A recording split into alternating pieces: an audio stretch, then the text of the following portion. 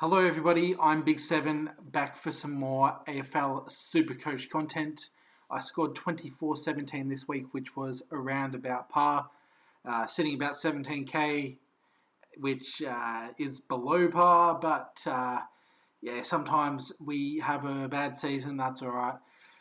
And we're getting to the marathon part of the year where it's like everyone's at a full team, everyone's going full steam ahead, but how many teams are actually going to be able to sustain that full sprint to the finish, and how many are going to drop through the pack rapidly? So I'll go through my side pretty quickly, and then we'll talk about the big talking point of the week. Actually, there's a few talking points this week. Look, for most people, it's going to be...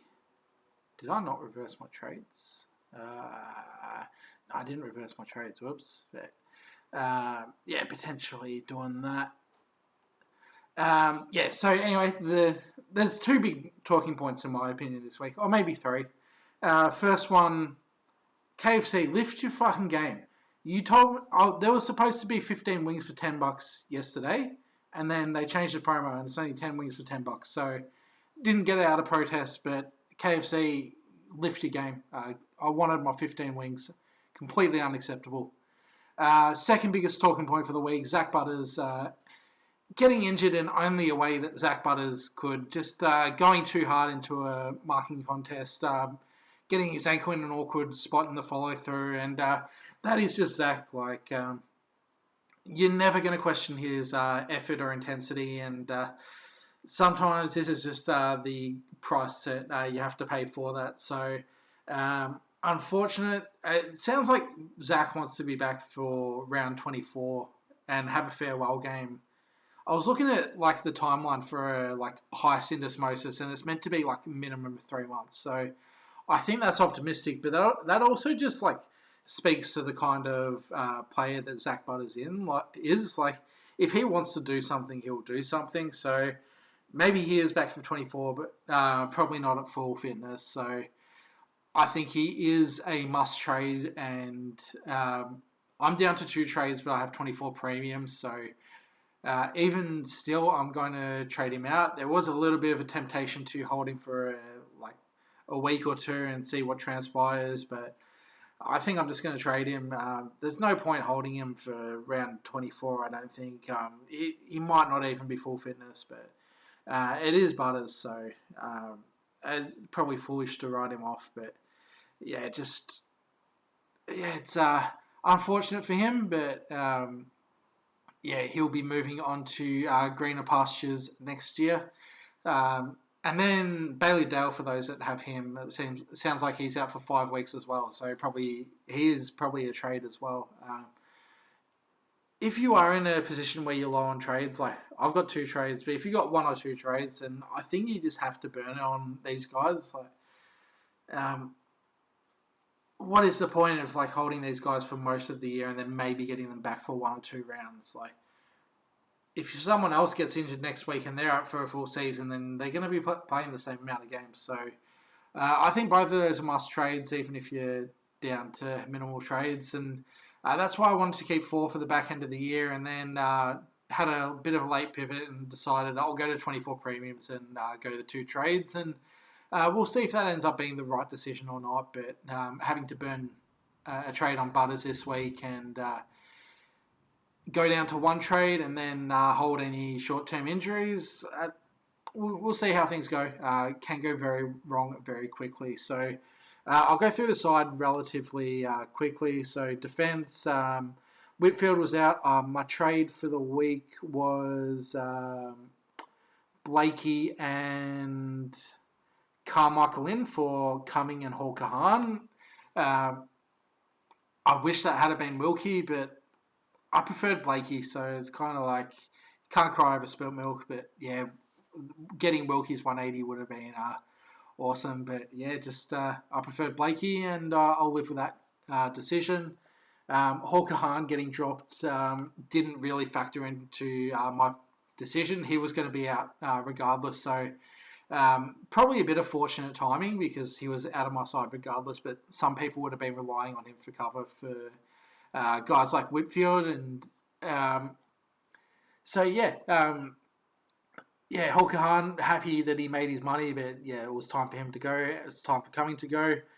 And then I brought in Carmichael. I was kind of like tossing up between the two. I was like, I don't know. And I just picked Carmichael. And if I had my time over, it probably won't matter, but I probably should have just picked Fincher. And then, like, because I've got Banfield as a loophole, then it's like they all play at the same time kind of thing. Like, maybe that's better, but I still don't know what the correct decision is, and I don't really think it's worth worrying about. Hopefully Carmichael gets a game and is a bit of cover later on, but in the meantime, he is a loophole. So I ended up playing 22 premiums last week, even though I got the 24. Whitfield was out, so Blakey came in, and Sanders was out, but he was beautifully replaced by Big Fitzy, 106 from him against Richmond, but really needed that cover. I did have a cute little triple loophole going on, so I could have taken Henry or Ison, but the way my team was going, Petrarca was my low score going into Sunday, so it was just like, well, what's the point in banking a 61? I'd rather roll the dice, and if I lose 6 points, then I lose 6 points. But as you can see, getting the Fitzy 106 was beautiful. Vice captain, I ended up going Butters. I just had a really bad feeling going into the Friday night. I was just like, this feels like a round where I want to zig where other people are zagging. So I was just like, you know what? Let's overthink the hell out of it, and maybe the most obvious captain is the option. So ended up putting the Vice on Butters, injured near 3/4 time, so might have been a decent VC in the end, but ended up going the captaincy on Bont against West Coast 152. Very happy with that. Who else is there? Petrarca. He's fallen off a cliff. His downfall needs to be studied. Forward line's decent, except for Thilthorpe.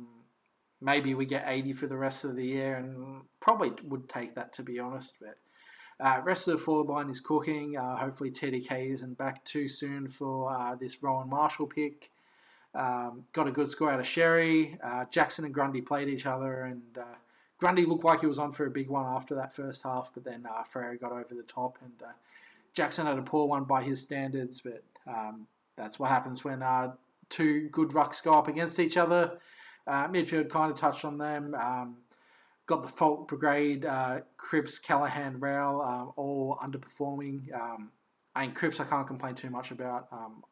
They got rolled by 60 points. But I guess I didn't watch the GWS Geelong game, but maybe Callahan got some attention. I don't know. But Callahan, Rowell, they both have not met my expectations. Andros Brayshaw definitely has. I think he's averaged 115 in the 4 rounds I've had him. So beautiful work, Andros. A rare down game from Bodie Hewland. That's fine. And Worrell decided to hit a pedestrian, and then decided to hit our teams with a 78 on the weekend. So need a bit more from the newly appointed criminal. So that's my team.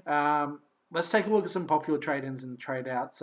In particular, let's see who people are bringing in for Dale and Butters. So top 1% is really all that's relevant at this time of the year. Bailey Smith, he's probably my preferred option. I hate to go with the pack.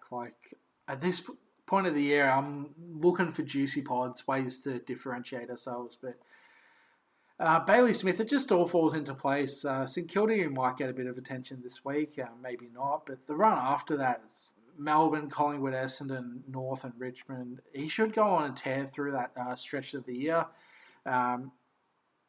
What is he averaging for the year? He's, fifth highest average for the year, which is...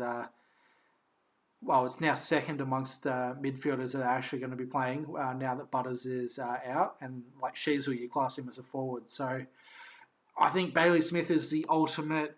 Don't overthink. He'll come good. He's still getting 30 touches a game. So, the floor is there. The ceiling's there. The run is there. the prices are definitely cheap enough. I think most will be able to. Oh yeah, Butters is more expensive than Bailey Smith, so it's just that's like a very solid option. Yeah, you can call me a twink, you can call me a cuck, but I think I'll be following the crowd with the Bailey Smith selection this week. Jordan Dawson is a pretty beautiful pivot if you don't want to go Bailey Smith, although he could get some attention from James Jordan this week. The run after that, it's not quite as good as Bailey Smith, and he's a little bit more expensive, but it's still fine. You find Essendon in there, you find Richmond there. I think Dawson, and I've sung his praises for the last probably 10 weeks. I think he's a solid selection, and at this point of the year, you're not worried about value really. You're on your final trades. Pick your guys and bring them in. Will Ashcroft, I probably should have given him a bit more respect when he was down at like 470, 480k.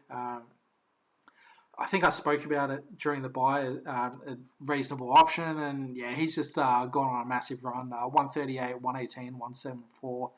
Along with the 151 against Richmond, I will say that Richmond and Essendon are a couple of the easier matchups, but he gets West Coast this week, so that should be an easy matchup. And then Gold Coast have been pretty bad this year, one of the worst midfields, and Collingwood as well. So, the run's definitely good enough for Will Ashcroft. I think I wouldn't be paying this price. I would rather just get a proven commodity in Bailey Smith or Dawson, but if you did jump on Will Ashcroft, you're over the moon. So, no reason why Ashcroft shouldn't continue to do well, but I think I would prefer Smith or Dawson.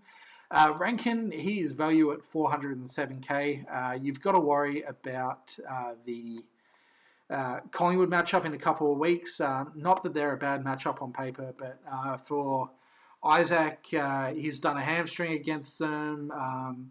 He's got baited by Quaynor against them. Houston's tried to kill him when he played for Port Adelaide. So, and Rankin's been injured already this year. So there's a bit to be worried about Rankin, but that's why you're getting the 400k price point. So, and the longer the season goes, the more confident you are in picking a guy like Rankin. Like, if you had to pick him at the start of the year, then you're banking on him for being healthy for the whole year.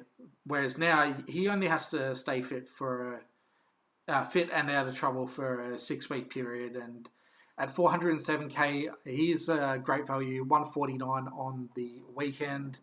Same as Dawson. Run is reasonably good.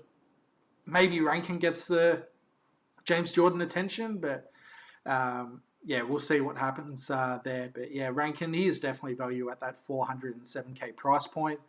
Nasiah, there's no other point in the season where you can justify paying 650k for Nasiah, but I don't think now is the time either. Like, if you really want Nasiah, then yeah, you can go for it. I just think there could be a bit of attention next few weeks. Geelong almost certainly put some time into him. North Melbourne, Finn O'Sullivan probably does a run with, but not a hard tag, but maybe nullifies him a little bit.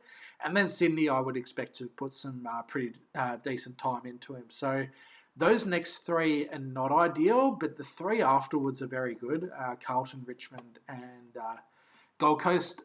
I wouldn't expect any of those sides to tag. Maybe Gold Coast pull a surprise tag and throw the Magnets around now that they've given up on the season with 6 weeks to go, even though they're only like a win outside the wild card. But it's all doom and gloom up in Gold Coast. I'm up in Byron at the moment, which is why the video is out on a Wednesday rather than a Tuesday. I had to travel up for some family stuff. But yeah, I was thinking, it's going to be nice to get out of Melbourne weather where it's been like 5 to 10 degrees and cold. And then I get up here and it's going to be raining for the next few days. So doom and gloom up in Byron, doom and gloom up in Gold Coast. And anyway, going back to Nasiah, next couple aren't great. But those last three, that could be 140, 150 average. So you get the bad first and then the good afterwards. 650k is expensive, but if NASA's your guy, then I guess you can bring him in. But if he was your guy, you probably would have brought him in before now. So I guess bring him in if you can afford him and you really love him. But I think I would rather go for someone else. But if you need a defender, like Bailey Dale replacement, then he is the one to go for. But if you need a midfield replacement, like I would pick the three above him, Smith, Dawson, Ashcroft, before I'm picking the side, just with the tough next couple of matches. Lockie Neal, 536k, he's a solid option as well. Yeah, can't really fault this pick coming up against West Coast. I looked at the Ashcroft fixtures before, and Lockie Neal has those exact same fixtures. So, yeah, Neal is a decent pivot if you need to save a bit of money. I would just prefer to spend up for Smith or Dawson, unless maybe you need to facilitate like. Maybe there's a scenario where you've got like Butters and Dale, and maybe you want to go up to Nass and down to Neal. Like that would make some sense, but in a vacuum, I prefer like Smith or Dawson over Neal. But can't really fault the pick. It's more just preference. Brad Hill, he has been cooking ever since Sinclair's gone down with injury. Playing through the back line, 159, 138, 113. 500k, you do have to worry about his age, but like I said with Rankin, like guys like that, you're less worried about as you get closer to the end of the season because they've got less weeks they have to survive. So Brad Hill, you can't really fault him in this form. Callum Wilkie kind of feels like a bit of a points chase, like you bringing him in after the 180. If I was choosing between Wilkie and Blakey this week, I'm still picking Blakey. Just because, I think you're buying off the back of a good week. I think I would back Blakey to outscore Wilkie from here on out. But we'll see what happens. Wilkie obviously insane on the weekend, but is he really going to back it up? I don't know.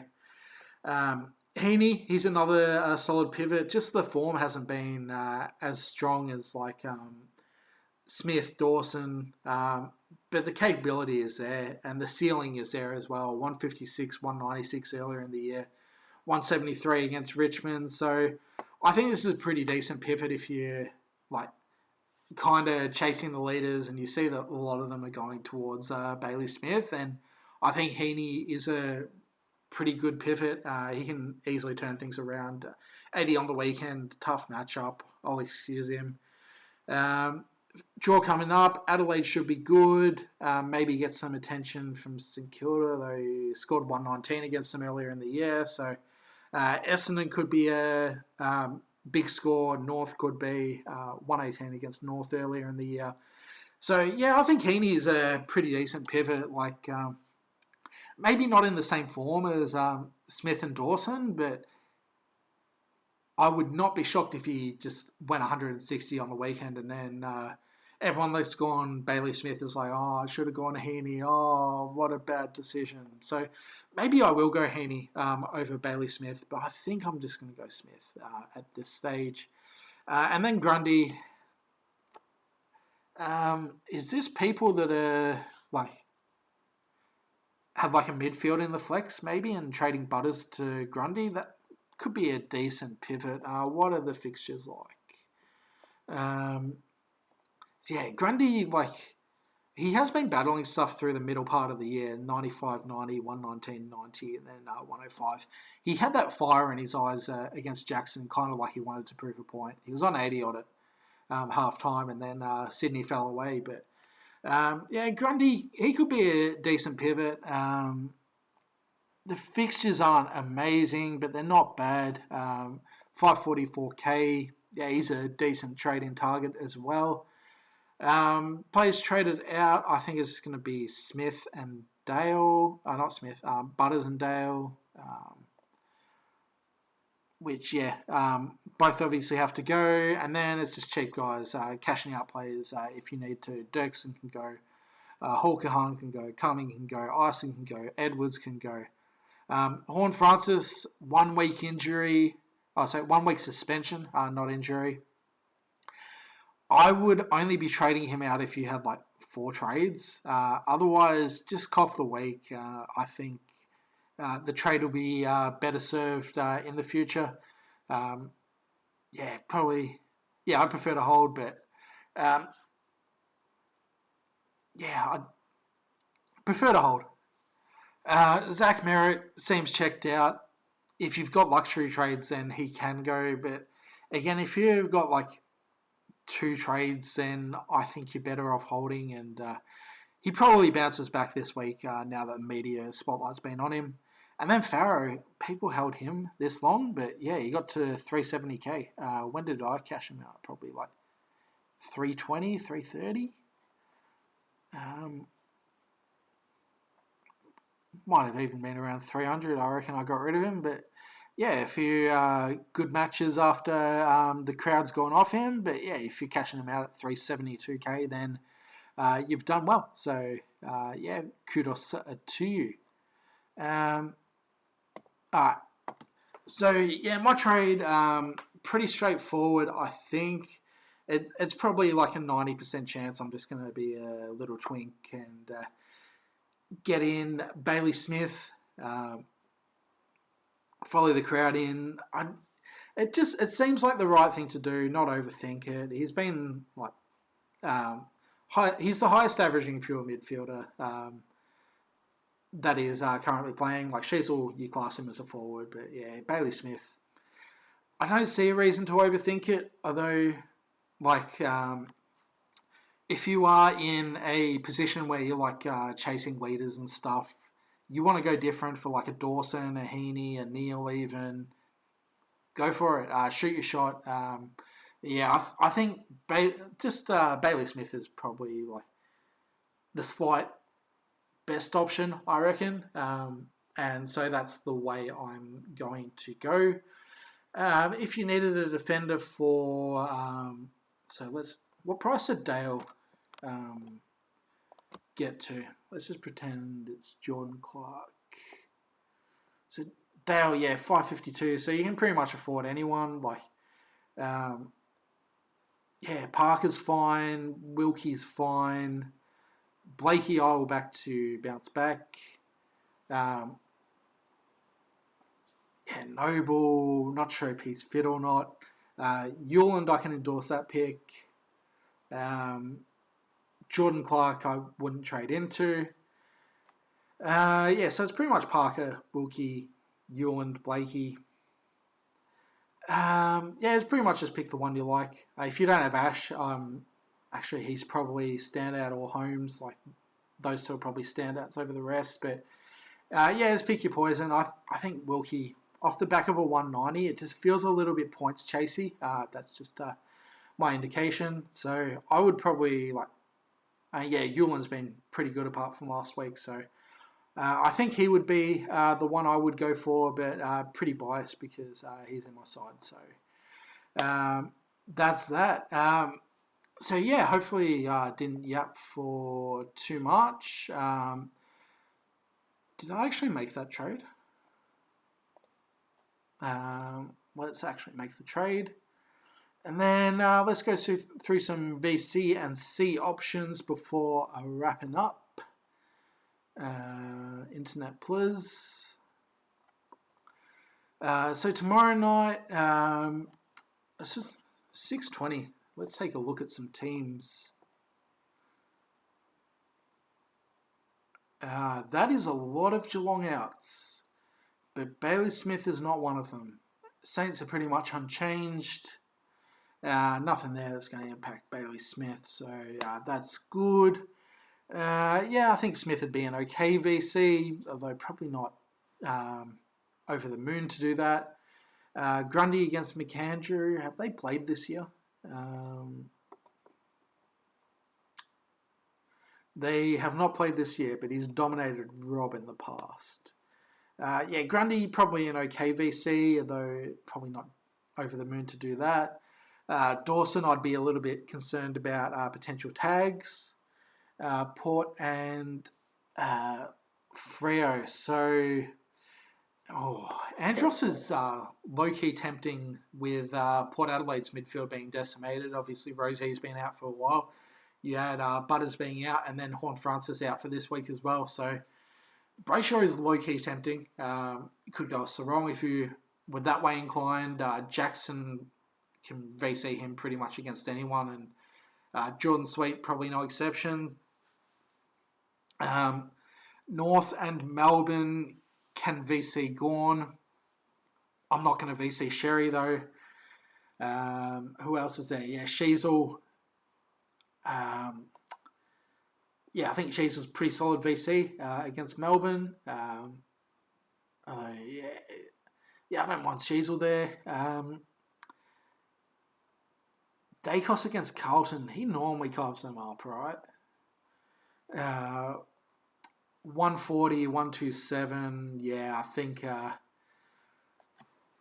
if there's any kind of bet with Dan Gorringe, then Dacos is going to be VC for me. I mean, he's been a Collingwood man his whole life, so there's as if Dacos needs any more motivation to try his harder against them. So, and Collingwood just always seem to get Carlton as well. So, yeah, I think Dacos pretty solid VC this week. Don't think there's any Blues players worth using captaincy on.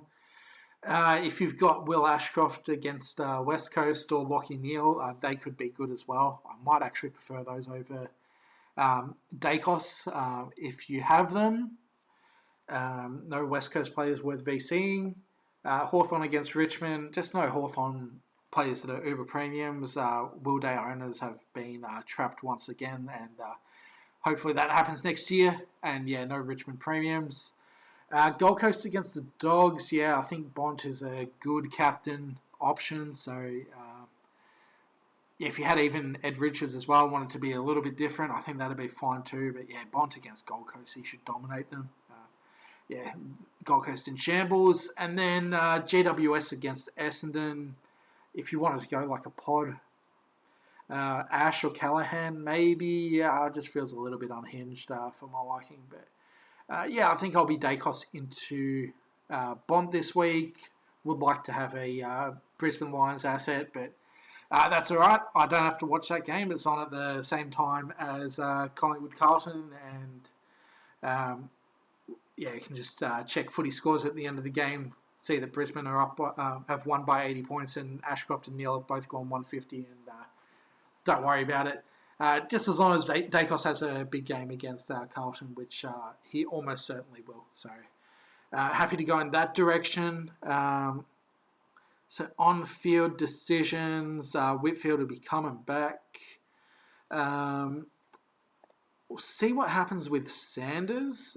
If Sanders doesn't play, then I've got the cover because... I am like that. So I've got the 7 premium defenders. Well, 6 and Clark, actually. So I got, yes. That means, I need to chuck Holmes in midfield. I'll probably just do that regardless, just in case there's a laid out. And if, Sanders does play, I probably just want to loop the forwards. Oh, I can't do it, though. Banfield playing early is a massive pain this week, so he wasn't selected. No, but Liam Henry was. So, is there a way to loop? I don't think there is in the forward line.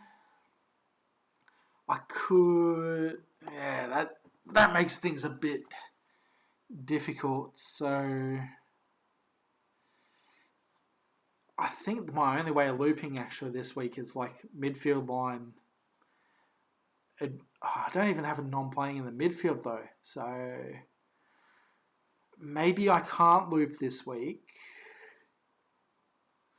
If I can't loop, do I just hold Zach Butters for a week and just play all my premiums? That's what I'm considering.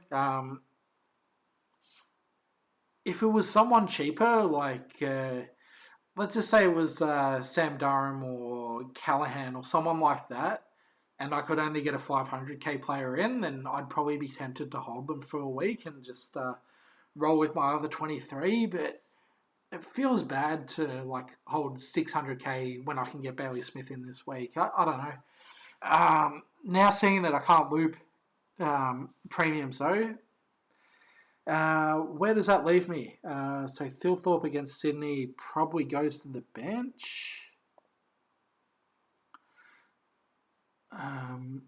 Got to swap those around. And then we'll chuck Sanders on field.